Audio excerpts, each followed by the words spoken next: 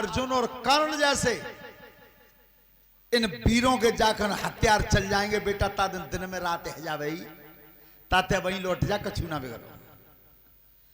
बर्बरी की तो फिर प्रभु तुमने मोह का कमजोर जान लो है। अगर परीक्षा करना चाहो तो परीक्षा कर लो, पर जाऊंगा जरूर। और सुनो महाराज, एक बात और तुम्हें बता दूं कि तर्कस में 3 ही बाण हैं, चौथा तीर भी नहीं है मेरे तर्कस में, केवल 3 बाण हैं। भगवान बोले 3? तो बेटा 3 तीर लाया कौन से उद्देश्य से है? महाराज सुनो,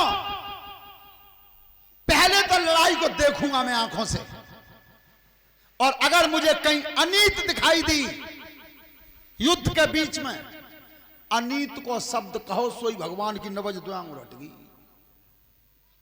कि पांडव जीतेंगे ही अनीत थे, और मोह जिताने और जो कौरव हराने। और बर्बरी कह रहा है कि महाराज सुनो, अगर अनीत दिखाई दी तो एक ही तीर मारूंगा कौरवों के दल में, पूरा पक्ष समाप्त, और एक ही बाण मारूंगा पांडव दल में, यह भी समाप्त। और महाराज तीसरा तीर अगर कोई अन्याय करता बीच में दिखाई देगा तो आकाश को मार दूंगा, पूरी दुनिया ही खत्म। भगवान ने की यह गई जीत। ओ लला बेटा, अब नाचे तो बात ते मोह की कह बेके, पर बेटा तू अगर बाण चलाना जानता है तो पीपल के पेड़ के नीचे खड़े थे भगवान, तब कही कि अगर तू बाण धारी है तो एक ही तीर से जब पीपल के सब पत्ताओं को छेद दे, छेद के दिखा दे तू, केवल छेद हो जा प्रत्येक पत्ता के भीतर एक ही तीर थे, तो जान जाऊंगा कि तू बाणधारी है। उसी समय भगवान आज उस बच्चे से कह ही पाए थे बर्बरीक से, उसने एक तीर तर्कस में से निकाल के और जैसे ही डोरी पर धर के खींचा, महतारी का ध्यान किया, क्योंकि उसकी गुरु जो थी वो मां थी, और जीवन में ध्यान रखना महतारी से बड़ा गुरु दुनिया में कोई पैदा ही नहीं हुआ। पर बहुत विडंबना है हमारे भारत की संस्कृति में, किसी भी पुराण में, किसी शास्त्र में, रामायण में, महाभारत में माताजी शब्द लिखा मिलेगा, मैया शब्द लिखा मिलेगा, अम्मा शब्द लिखा मिलेगा, पर मम्मी कहीं नहीं मिलेगा। हमारे भारत के किसी भी किताब में मम्मी शब्द नहीं है। रामायण में भी स्पष्ट लिखा है कि थोरी बातन पिता दुखारी ना प्रतीत मोय महतारी, महतारी शब्द लिखा है रामायण में। और मम्मी काऊ ने काऊ रामायण में, महाभारत में, काऊ किताब में देखो है, लेकिन मम्मी अंग्रेजी का शब्द है, अंग्रेजी का। ए बेटा जो बात करने वाला के बंद करो ना, अरे इन्हें जो फैला लो कुछ बात 92 पे लड़ रहे हैं ये। मम्मी शब्द अंग्रेजी का है, और अंग्रेजी में जो मम्मी कहते हैं, मुर्दा घर में जो लाश रखी होती है उससे कहते हैं। बाप से थोड़े दिन पहले तो डैडी कहते हैं, अब कहते हैं डैड। अजब मम्मी बनना मोम, ये भारत की सभ्यता नहीं है, न मेरे देश की संस्कृति के ये शब्द है। वो लड़का भी कह गया था कि महतारी ने भेजा हूं। एक तीर जिस समय चलाया तो वो तीर तो पीपल के पत्ताओं को छेद रहा था, और तब तक भगवान ने एक पत्ता तोड़ कर पांव के नीचे दबा लो, पैर के नीचे। जब सब पत्ता छेद दिए और वो तीर तर्कस में लौट के आया, भगवान से कही कि प्रभु सब पत्ता छेद दिए, कोई नहीं बचा, कोई नहीं बचा, पर तुम जा चालाकी में हो, एक पत्ता तुम्हारे पैर के नीचे है, पैर के नीचे। सोता बंधुओं, जैसे ही भगवान श्याम सुंदर ने पैर हटाया, पीपल के उस पत्ता के भीतर भी बीच में छेद पाया गया। इतना बड़ा बलवान था वो। भगवान श्याम सुंदर बोले कि बाणधारी तो बहुत है, अगर जिब बेटा युद्ध के मैदान में जाता तो पांडव नहीं जीतेंगे, एकदम बात बदल के बोली, क्योंकि उन जैसा कोई राजनीतिक आज तक हुआ ही नहीं इतना चतुर। कन्हैया ने की बेटा एक बात बताऊं, चलो बाणधारी तो बहुत हो तुम, पर जो जो वीर तीरंदाज होते हैं, बाणधारी होते हैं, वो दानधारी भी तो होते हैं। 16 साल के बच्चे ने की तो प्रभु मांग लो, क्या मांगना चाहते हो, जाऊ अजमा लो। तो भगवान कृष्ण ने आज रास्ता में उस बच्चे से मांगा क्या है, कुरुक्षेत्र की गेल पे और बोल रहे जगदीश है, दान करे रण माध्य में तो अपनों काट दे शीश है। मैं दान में तेरा शीश मांग रहा हूं। क्या तो भगवान ने शीश की कही है, क्या बात सुनी घनश्याम की, सोई खींच लई तलवार, घटो तक चके बीरने आज धरते काट दई नारी है। आज अपने ही हाथ से शीश काट के पृथ्वी पर गिरा दिया। ऐ भगवान कन्हैया हिल गए। क्या दानधारी तो मैंने बहुत देखे, पर ऐसा दान देने वाला आज तक मैंने देखा नहीं। अपने ही हाथ से सर को काट के गिरा दिया। लेकिन वो कटा हुआ शीश, आज कटा हुआ सर धरती पर पड़ा था और लौट करके भगवान को आवाज दे रहा है। आवाज क्या दी, आपने सुना होगा कि ये फागुन के महीना में जब रसियाई भजन गाए जाते हैं, तो ये भजन गाए जाते, ये परंपरा हमारे बड़े बूढ़ों की थी, उन्हीं के संग चली गई। अब कौन कौन नेकाद रह गई, यानी कोई बाबुआ नहीं गातो है। ये रसियाई भजन की साखी है जो कटे हुए शीश ने कही है। क्या कही, आरे तुमने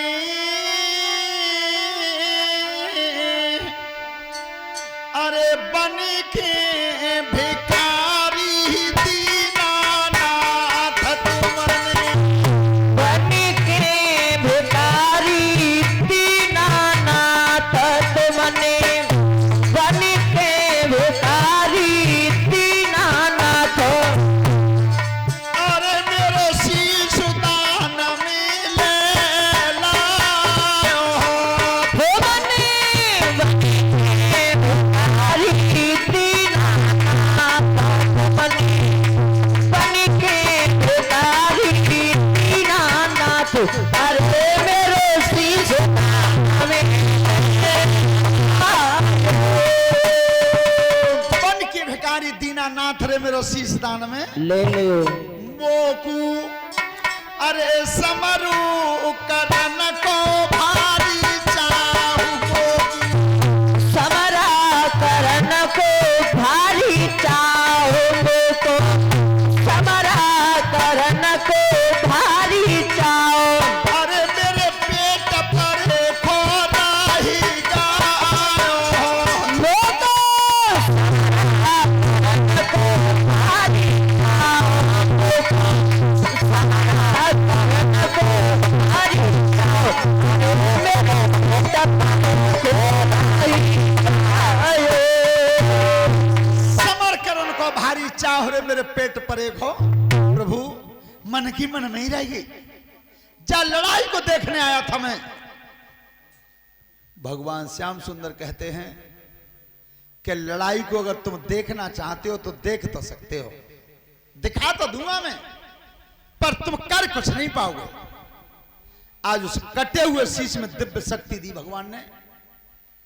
लेकिन श्याम सुंदर विचार करते हैं कि इतना बड़ा दान मांगा मैंने और वो भी इस लड़के ने दे दिया, लेकिन लौट के मैंने तो कुछ दिया ही नहीं। ध्यान रखना, देता है वही तो देवता है, जो देता है वही तो देवता है। और भगवान देवतन को देवता है, और आज इतना दे दिया इस लड़के ने, लेकिन लौट के मैंने दिया ही नहीं कुछ। तब कही बेटा तेने आज इतना बड़ा दान किया है, तो मैं लौट के तुझसे कह रहा हूं तेरी जो इच्छा हो सो तू मांग ले।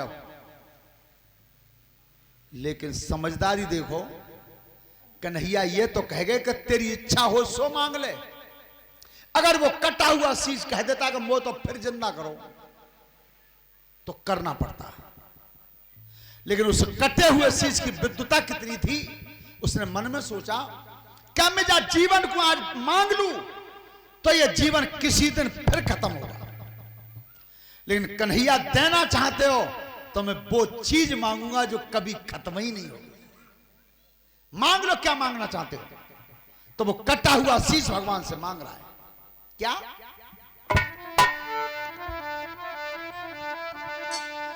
कटो शीश अब कह रहे मेरी बात सुनो घनश्यामई, दान लौट की दे रहे तो मोई अपनों ही दे दे नाम है, और कुछ नहीं चाहिए।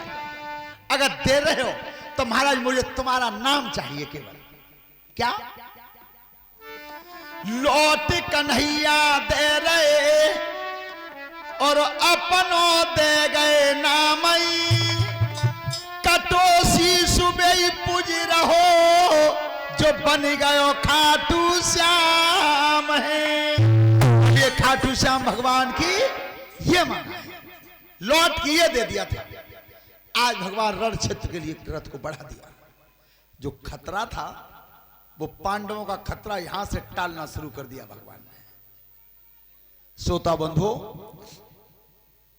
जिस समय रण क्षेत्र में दोनों तरफ की सेना इकट्ठी हुई तो पारथ ने कहा कन्हैया से कि प्रभु थोड़ी देर मेरा रथ बीच में खड़ा कर दो, दोनों दलों के बीच में। मैं केवल यह देखना चाहता हूं कि आखिर मुझे लड़ना किन किन से। तो जिस समय रथ बीच में खड़ा किया कन्हैया ने, ध्यान रखना, ना इधर का सुनने वाला था न उधर का सुनने वाला था, रथ को बीच में खड़ा कर दिया। और जिस समय कौरव पक्ष में नजर डाली है अर्जुन ने, तो सबसे पहला ध्यान गया गंगा पुत्र भीष्म पे। रथ पर बैठे थे, धनुष लग रहा था हाथ में। अर्जुन ने कही ये वही पितामह हैं जिन्होंने मुझे गोद में खिलाया। अरे कंधा पर बैठ के अगर मैंने मलमूत्र भी त्याग कर दिया तब भी इन्होंने एक चांटा नहीं मारा कभी। पर धिक्कार है अर्जुन तुझ जैसे वीर को, जब बाबा ने तुझे गोद में खिलाया आज तू उस बाबा को बाणों से मारेगा?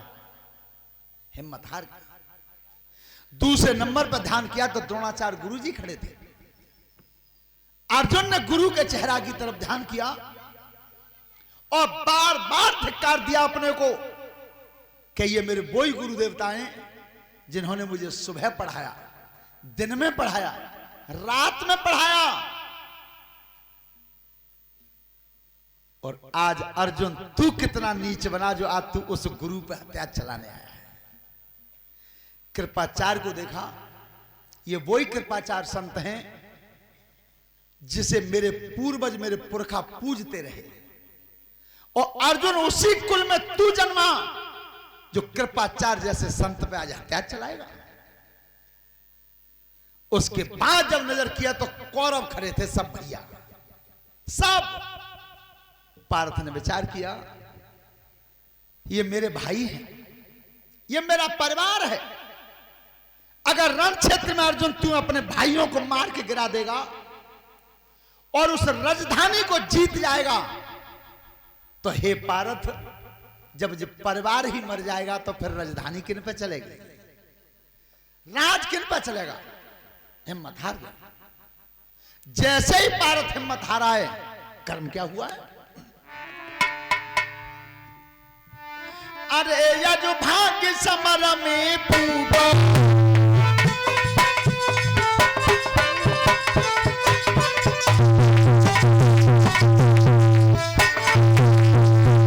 यज भाग्य समर में फूटो और गांडीव धनुष हाथते छूटो।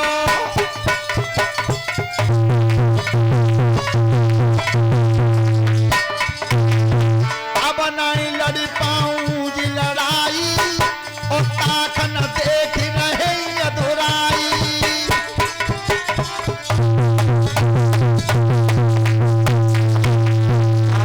धनुष रख दिया। अर्जुन ने जब परिवार का मोह देखा, जीवन में ध्यान रखना, अच्छे अच्छे धुरंधर, अच्छे अच्छे वीर जो अच्छे अच्छे संग्राम को विजय कर जाते हैं, अगर वो हारते हैं तो अपने कुनबा में हारते हैं, अपने घर में हार जाते हैं। तो सब भाइयों का मोह हुआ, गुरुजी का मोह हुआ। अर्जुन रथ से नीचे उतर गए, रथ से नीचे उतर गए और गांडीव धनुष को टेक दिया धरती पे। भगवान श्याम सुंदर सामने खड़े हैं। अर्जुन ने एक घोंटू धरती पर टेका है और नीचे से दोनों हाथ जोड़े। ये आपने देखा होगा, कैलेंडर जो आता है गीता सार लिखा होता है उसमें, उस कैलेंडर में देखना चक्कर लिए भगवान सामने खड़े हैं और अर्जुन धरती पर बैठे हैं, एक घोंटू टिका हुआ है, धरती पर गांडीव धनुष पड़ा हुआ है और नीचे बैठ के कन्हैया के ऐसे हाथ जोड़ रहे हैं। यह तस्वीर देखी होगी तुमने, तो पता है उस समय कन्हैया से अर्जुन ने कहा क्या है, हाथ जोड़ के कैसे, अरे रथ को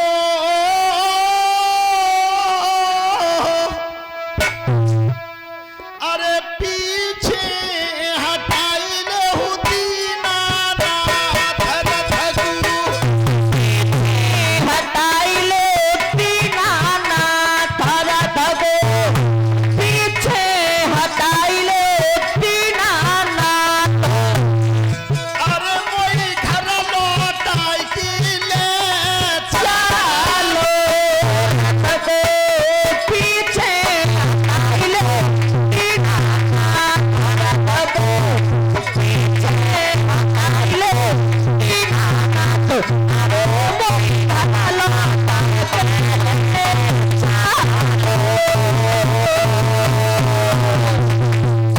रथ को पीछे हटा लो दीनानाथ, रे मोए घर लौटा के। क्यों मो पे अरे समरू हो गो ठाकुर नाई, मो पे समरा होई गो ठाकुर नाई, मोपे समरा होई गो ठाकुर नाई। अरे सब राज को रवन दे चाल, मोपे समरा होई गो ठाकुर नाई, मोपे समरा होई गो ठाकुर नाई। अरे समरा जकर रनो दे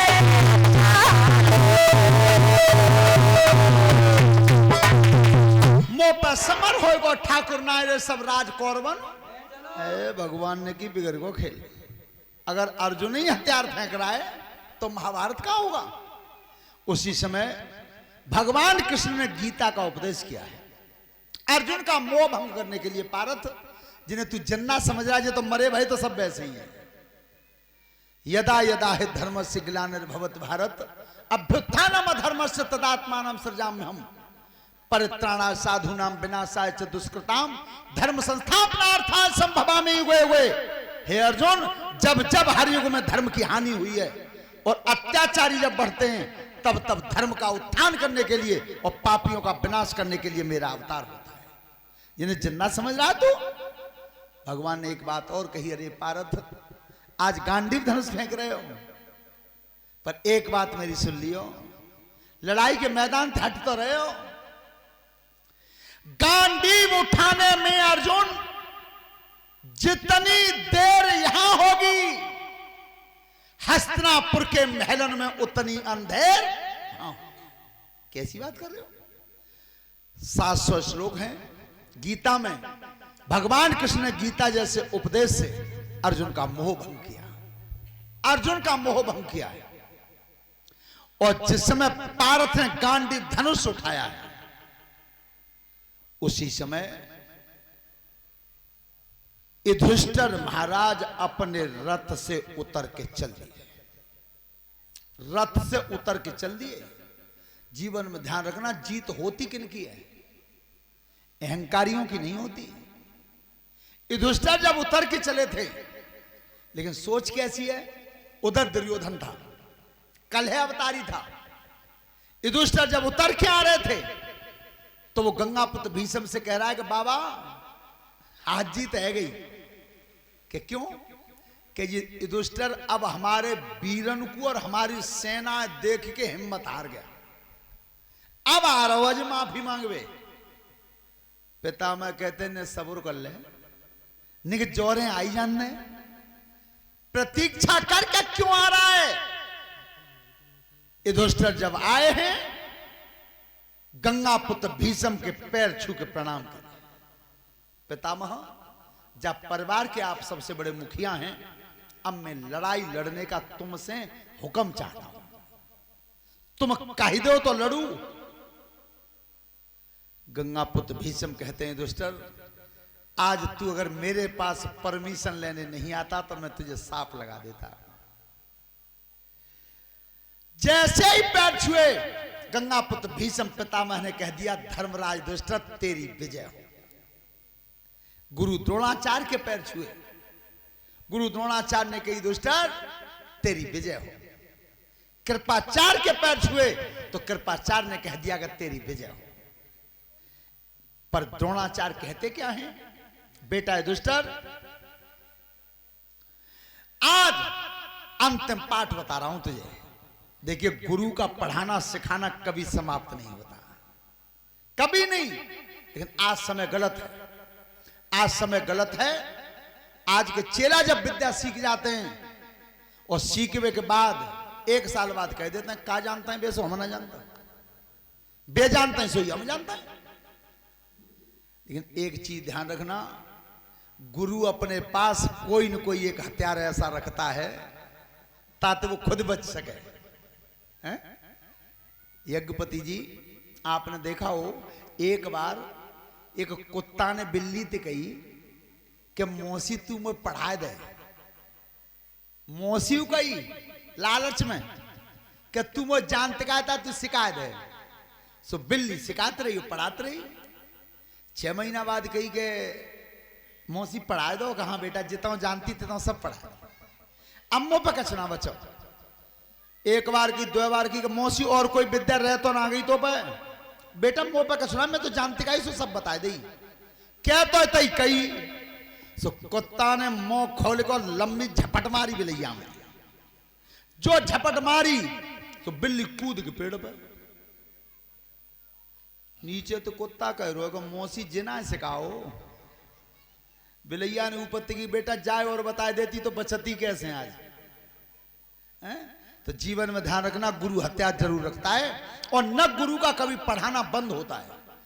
आज अंतिम बार भी लड़ाई के मैदान में आमने सामने आ गए, तभी द्रोणाचार्य जी कहते हैं कि हे युधिष्ठिर, आज अंतिम पाठ बता रहा हूं कि लड़ाई के मैदान में मेरा तेरा सामना हो जाए तो वहां पर न मैं तेरा गुरु हूं और न तू मेरा चेला है। वहां तू मेरा दुश्मन है और मैं तेरा दुश्मन हूं।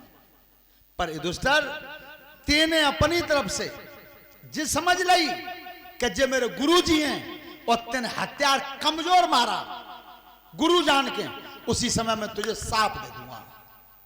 उस समय मैं तेरा दुश्मन हूं, हथियार खींच के मारना मुझ में, क्योंकि मैं उस समय तेरा गुरु नहीं हूं, मैं तेरा दुश्मन हूं उस समय। यह अंतिम पाठ है, जा चले जा। पितामह भीष्म ने कही कि तेरी विजय होए, कृपाचार्य ने कही तेरी विजय हो, द्रोणाचार्य ने कही कि विजय होए, सो दुर्योधन ने कही कि पेन तो जिबता खा रहे हो मेरो और विजय को आशीर्वाद दे रहे होते। तब पितामह भीष्म ने कही, अरे दुर्योधन बेटा, तू जानता नहीं है विजय प्रणाम का परिणाम। कितनी अच्छी बात कही, प्रणाम का परिणाम आशीर्वाद होता है। तू एक बार युधिष्ठिर के पैर छू ले, अरे दुर्योधन तू एक बार युधिष्ठिर के पैर छू ले और प्रणाम कर ले तो युधिष्ठिर भी तुझसे कह देगा कि तेरी विजय हो। पर जा चीज को तू कह ही नहीं सकता, तेरे खून में ही नहीं है। सोता बंधु, युधिष्ठिर लौट गए। अब धर्मराज युधिष्ठिर ने रथ पर खड़े होकर के कहा, क्या अब यहां से युद्ध आरंभ होगा? अगर किसी को यह लगता हो कि धर्म मेरे पक्ष में है तो वो उधर से आ सकता है, और किसी को यह लगता हो कि धर्म उधर है तो मेरी तरफ से खुली छूट है, वो जा सकता है। इस वक्तव्य को सुनकर के एक दुर्योधन का भाई था जिसका नाम था युयोत्सु, वो दुर्योधन के कुनबा को छोड़ करके पांडवों में शामिल हो गया। पांडवों में दोनों तरफ की सेना जब खड़ी हुई, गंगा पुत्र भीष्म ने कहा, दुर्योधन तेरे तरफ का मैं सेनापति हूं, 10,000 वीर रोजाना मारूंगा, 10,000 वीर अपने हाथ से रोजाना मारूंगा, पर 5 पांडवों में किसी को नहीं मारूंगा, इनमें से नहीं मारूंगा। दुर्योधन ने कि चलो तो जीत है जा भाई, 10,000 तो ये अकेले ही मारेंगे। ध्यान रखना, जिस समय युद्ध का बिगुल बजा, दोनों तरफ की सेनाएं आपस में लड़ती रही। पहला दिन समाप्त हुआ, गंगा पुत्र भीष्म ने 10,000 वीरों को मार दिया, शंख बजा दिया। दूसरे दिन लड़ाई फिर हुई, 10,000 फिर मारे। इस तरह से गंगा पुत्र भीष्म 9 दिन हो गए लड़ते हुए, 9 दिन। तो कन्हैया ने की पारथ, अब वहीं तो बाबैना ने बटे, और 10,000 गिन के मार रहे हैं रोज। ध्यान रखना, ऐसा वीर आज तक धरती पर पैदा नहीं हुआ। ये बच्चों ने देखा हुआ, मोबाइल पे भी आया था।